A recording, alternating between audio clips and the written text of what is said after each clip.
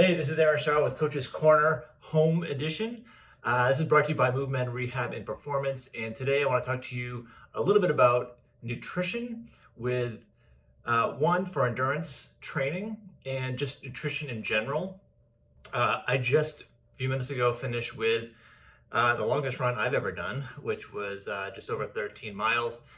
And somehow I avoided this bomb cyclone thing that's supposed to be coming. So the weather here is sprinkling, but perfect for a run. And running, which was ended up being well over an hour. I don't even know what it was, about an hour and almost an hour and 50 minutes. I have to be really thoughtful about my nutrition. And that started actually a couple of days ago. In my mind, I knew I was going to do this run.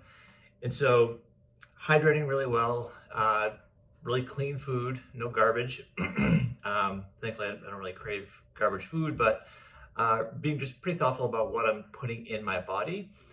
And woke up early this morning, had a pretty light breakfast, had some oatmeal with walnuts and some oat milk and a little bit of yogurt, something that I'm already accustomed to.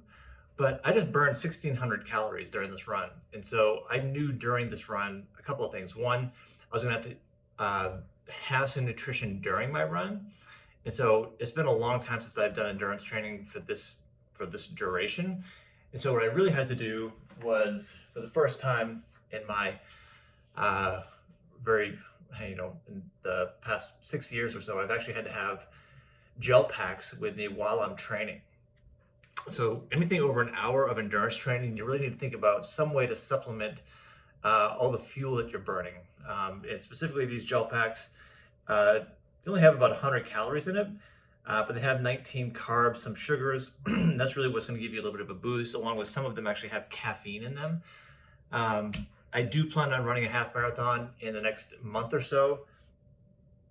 And with that, I need to kind of start experimenting with what my body can tolerate for nutrition. So now's the time to do it. Of course, it's going to take another day or so to see if my belly is okay with not only consuming gels, but also thinking about recovery. So now I've got, I also had water on my run, but I have a recovery drink, a smoothie that I made up, 200, this is parts of it. So 210 calories, 10 grams of protein, and some sugar with this Clean Athlete, Clean Recovery, and also put in a scoop of protein powder. And so it wasn't just slightly less than a full scoop. So that's another almost 20 grams of protein and 90 calories, and some frozen blueberries and half of a frozen banana. So I'm not sure I'd want to drink this all the time. It's a little bit too sweet for me, but I really want to make sure I replenish my body so I feel good for the rest of the day and tomorrow, and also to minimize muscle soreness. So if you're going to be doing endurance training, really any training, but endurance training sometimes it gets forgotten that protein is a big part of recovery. So it can it's been shown to decrease delayed onset muscle soreness.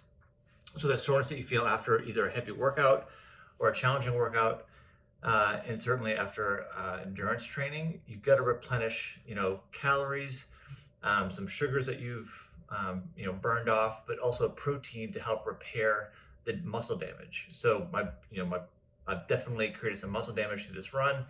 We're talking like micro damage, but we want that to recover as soon as possible without feeling too beat up, and so protein is the way to go.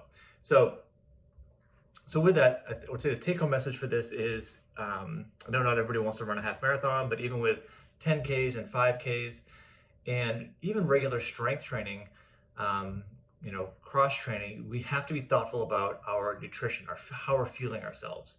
So, the saying goes, you can't outrun a bad diet. So if you're putting garbage in, it's hard to expect to perform really well. So bottoms up to experimenting with some recovery and pre-planning. This goes for, again, your strength training workout. Make sure you're hydrated, make sure you're eating really clean food, minimize the processed food, forget fast food, it's no good for you. And being thoughtful about how you're going to recover after a hard workout or endurance training. So if you have any thoughts or questions about specifically your training routine and how you're fueling yourself for that, you can reply to this video, talk to your physio coach. We're here for you.